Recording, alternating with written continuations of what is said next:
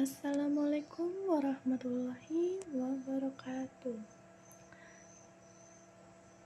Perkenalkan, nama saya Jusmital dengan NIM D1A1210077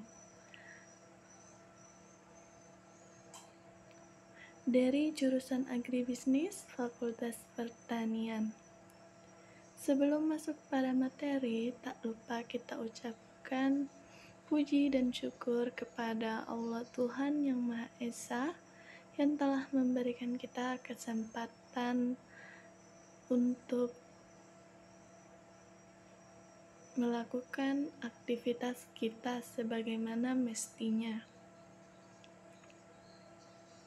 Nah, lanjut, kita langsung saja. Kali ini saya akan menjelaskan tentang dinamika dan tantangan integrasi.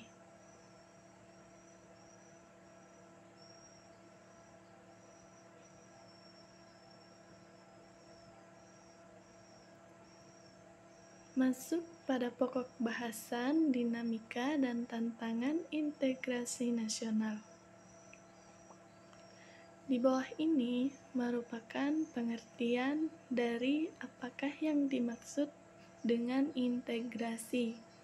Nah, integrasi nasional adalah proses penyesuaian di antara unsur-unsur yang saling berbeda dalam kehidupan di masyarakat secara nasional sehingga menghasilkan suatu polsa kehidupan yang serasi. Fungsinya masyarakat tertentu. Integrasi nasional merupakan sebuah proses yang mutlak memerlukan waktu untuk mencapai keadaan tersebut. Pertama, dinamika dan tantangan integrasi nasional pada masa Orde Lama sesuai dengan tujuan dari semangat proklamasi kemerdekaan bahwa bangsa Indonesia merdeka ingin membentuk suatu negara yang berdiri di atas satu fondasi semangat persatuan dan kesatuan, sehingga mampu mewujudkan cita-cita bangsa yang bersatu, berdaulat, adil, dan makmur bagi seluruh rakyat Indonesia. Hal itu ditegaskan di dalam Pancasila, sila ketiga yaitu Persatuan Indonesia. Artinya,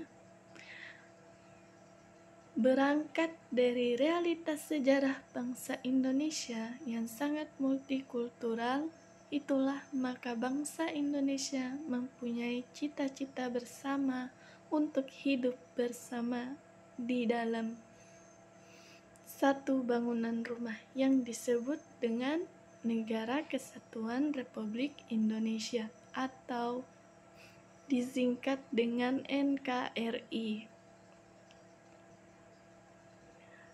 Lanjut, meskipun melihat kondisi kekinian sering kita jumpai banyak permasalahan-permasalahan yang terjadi oleh bangsa Indonesia terkait dengan masalah multikulturalisme dalam bingkai binekaan. Membangun kesadaran multikulturalisme dalam sebuah bangsa-bangsa seperti Indonesia bukanlah upaya yang mudah. Bhinneka Tunggal Ika sebagai teks ideal yang diharapkan dapat menyelesaikan persoalan multikultural di Indonesia ternyata mengalami penafsiran yang berbeda-beda. Dalam setiap orde pemerintahan pasca kemerdekaan keberhasilan membangun semangat kebangsaan melalui wacana perlawanan terhadap kolonial ternyata tidak dibarengi dengan keberhasilan yang sama dalam konsolidasi politik nasional.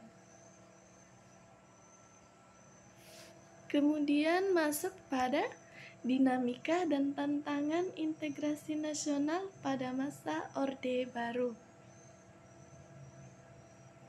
Nah, di sini dijelaskan tentang integrasi timbul melalui proses interaksi dan komunikasi yang intensif.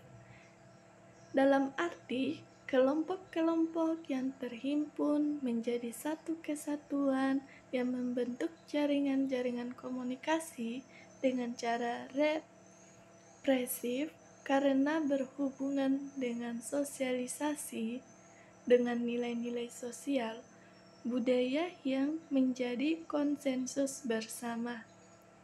Pemberian perilaku sama, pemberian kesempatan yang sama untuk berperan serta dalam pembangunan di segala bidang, serta adanya ikatan fungsional dalam kelompok-kelompok yang terhimpun dalam suatu kesatuan.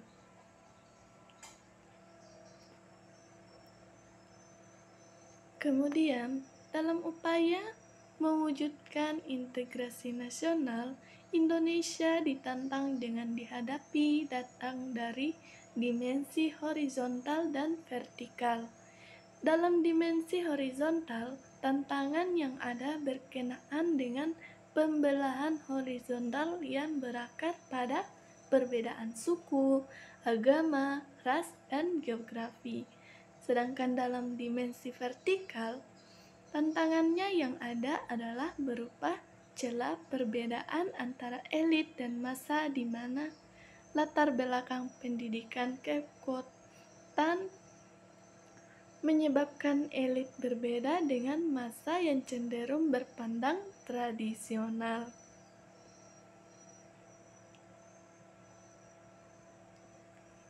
Kemudian, masalah yang berkenaan dengan dimensi vertikal lebih sering muncul ke permukaan setelah berbaur dengan dimensi horizontal, sehingga ia memberikan kesan bahwa dalam kasus Indonesia horizontal lebih menonjol dibandingkan dengan vertikalnya.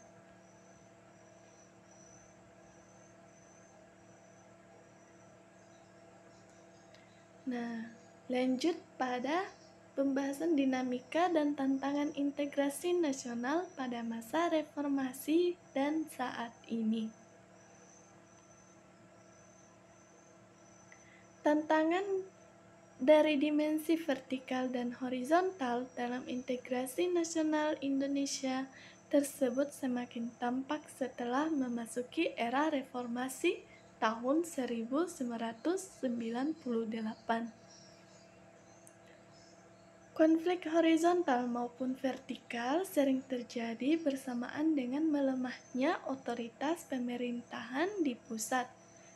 Kebebasan yang digulirkan pada era reformasi sebagai bagian dari proses demokratisasi telah banyak disalahgunakan oleh kelompok-kelompok dalam masyarakat untuk bertindak seenaknya sendiri.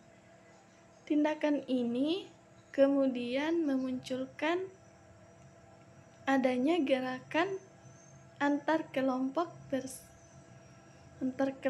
Bersamaan dengan itu, demonstrasi menentang kebijakan pemerintah juga banyak terjadi. Bahkan seringkali demonstrasi itu diikuti oleh tindakan-tindakan anarkis. Kemudian, keinginan yang kuat dari pemerintah untuk mewujudkan aspirasi masyarakat, kebijakan pemerintah yang sesuai dengan kebutuhan dan harapan masyarakat, dukungan masyarakat terhadap pemerintah yang sah, dan ketaatan warga masyarakat melaksanakan kebijakan pemerintah adalah pertanda adanya integrasi dalam arti vertikal.